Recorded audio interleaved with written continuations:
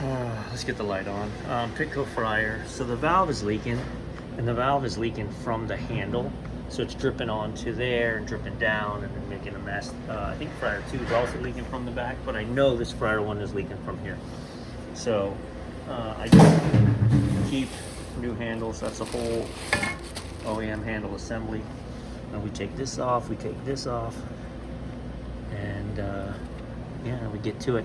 Quite often it's easier to drop this gas valve.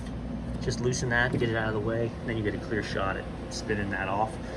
Quite often, because you can't get a wrench in there, you pull this forward. I've dumped the oil.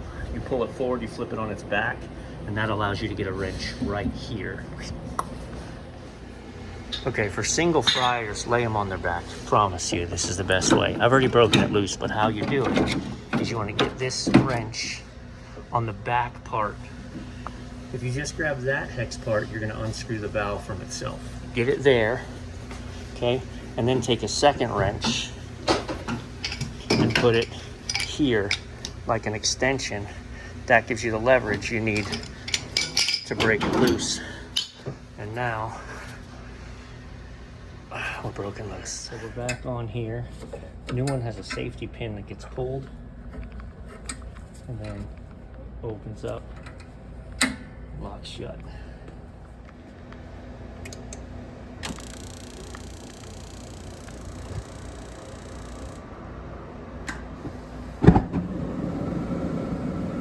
See it? How it's burning the wall. Both this fryer specifically, burning that wall, burning that filter, not any of the other ones. We look in there, there's no more baffles. Baffles are gone. So they're also going to have recovery temperature problems here. Alright, so we've talked about this before. We want 350 degree oil. How a gas heater works is, you know, burners are burning 800 degree fire through there, and really what this machine does is it just goes right out the back. Now there's a little water from the buckets, and that's what you hear hissing. There's 4 burners. As the heat goes through, obviously the steel heats up, transfers some heat to the oil. Well, there's baffles that slow down the heat. So the longer the flame lives in that, 16 inches of space, the more heat will be transferred.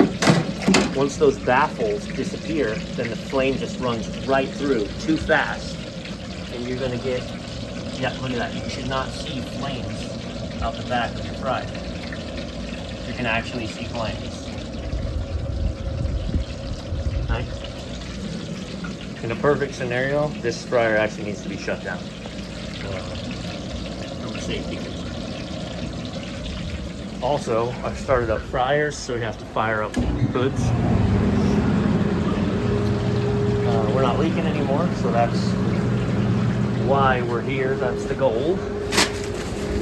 But this fryer needs baffles bad.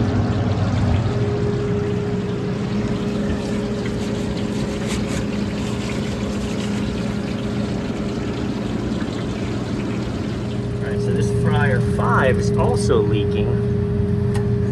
I just had them turn it on, but it's not leaking out the front, it's leaking back here at the back side. I just pulled it forward so I could get here. So we need to see if it's leaking from this has failed, which isn't normally the case. The very bad news is normally when this fails, it leaks from the pot, from a crack in the pot. Uh-oh. So I just saw it from over here. Sorry, guys. Okay, you see where it's manifesting right there?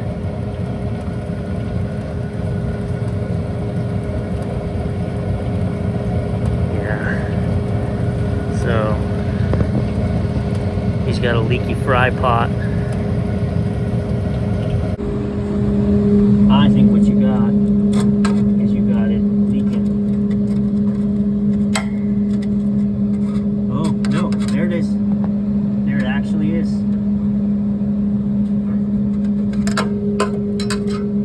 There's your leak in the pot right there.